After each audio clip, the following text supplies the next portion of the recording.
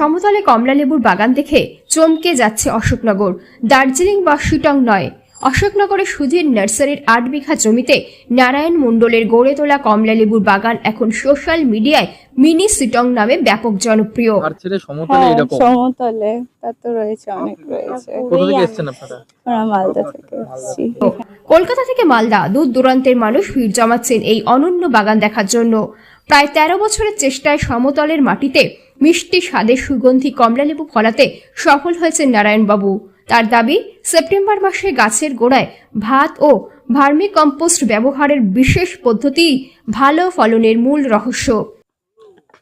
এবং আমাদের যেই সমতল ভূমিতে যে প্রচুর পরিমাণে যে কমলা এবং মিষ্টতা, পাহাড়ে যেরকম আমাদের যেই সমতলে যে এতটা মিষ্টতা হবে আমিও ভাবতাম না, কিন্তু আমি আস্তে আস্তে ঠিক এই ক্লাইমেটে মিষ্টতা সত্যি বাস্তব, সেটা হচ্ছে, মিষ্টি হচ্ছে, মানুষ খাচ্ছে। কমলালেবুর পাশাপাশি এখানে রয়েছে সবেদা, সুইট লেমন, বড় মুসাম্বি, কাটাছাড়া বেল, মিষ্টি তেঁতুল, কোরোসল, জাম্বুরা সহ বিভিন্ন ফলের গাছ। মাত্র 10 টাকার টিকিটে বাগান ঘুরে দেখতে পারেন দর্শনার্থীরা, আর নিজেই তাদের গাইড করেন নারায়ণ মণ্ডল। দুপুরের পর থেকে ভিড় বেড়ে যায়, ছুটির দিনে তা দ্বিগুণ হয়ে দাঁড়ায়। আপাতত বাজারে লেবু বিক্রির পরিকল্পনা স্থগিত রেখে তিনি দর্শকদের খুশি করতে হাতে তুলে দিচ্ছেন 2-1টি লেবু। জানুয়ারি পর্যন্ত পাওয়া যাবে এই কমলা লেবু।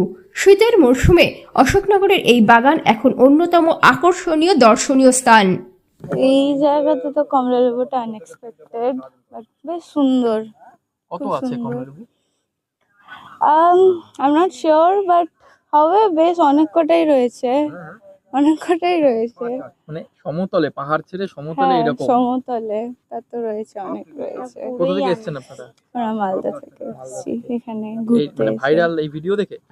না, ভিডিও না, এই এখানে এসেছিলাম ঘুরতে, তো সেখান থেকেই সবাই আশেপাশে জায়গা থেকে শুনে এখানে এলাম, বাট এত সুন্দর হবে সেটা ভাবতে পারিনি।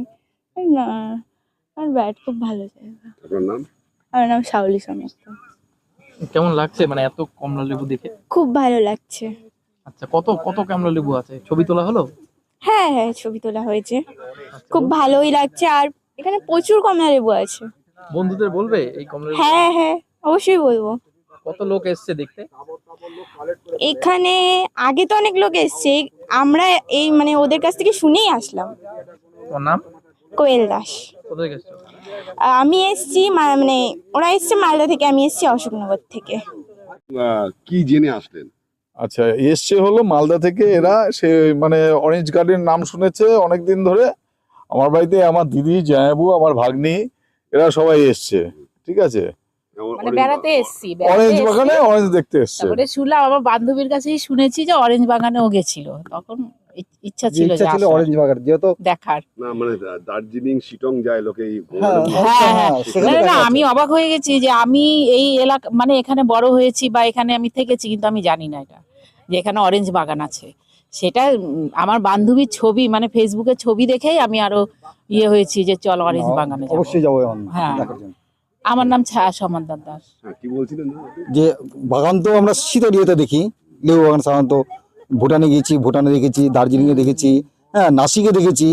এখানে বেঙ্গলে এবং অশোকনগর মতো জায়গাতে যেখানে আমি থাকছি সেখানে কোনোদিন যায়নি, ফার্স্ট দেখেছি। দারুণ, কেমন দেখছেন? খুব ভালো লাগছে। তো আমার বাইরে দেখা, এখানে যে মাটির উপরে যে এই মাটিতে হচ্ছে, হ্যাঁ, এটাই সব থেকে বড় ব্যাপার যে দার্জিলিং, এটা অসম্ভবের ব্যাপার। যে আমার নাম সুব্রত সমাদ্দার। আমার নাম কৃষ্ণ দাস, আমি এখানেই থাকি, যে অশোকনগর কালোবাড়িতে। আমারই দিদি আর জায়াবু এসছে এবং ভাগ্নি এসছে, যার জন্য আমিও আসিনি কখনো। এই আসলাম দেখতে, মানে দেখে আমারও ভালো লাগছে যে আমি 10 জনকে বলতে পারবো যে এখানটা মানে আসতে যেন পারে, সেই জন্য আমি যতটুকু পারবো বলবো। শীত এরিয়ার ফল গরমের এরিয়াতে সব থেকে বড় এটি। শীতের জায়গা, এগুলো কমলা লেবু সাধারণত শীতের এরিয়াতে হয়, যেখানে ধরুন যে বরফ পড়ছে বা সেখানে মানে গরম এরিয়াতে দারুণ ব্যাপার এটা।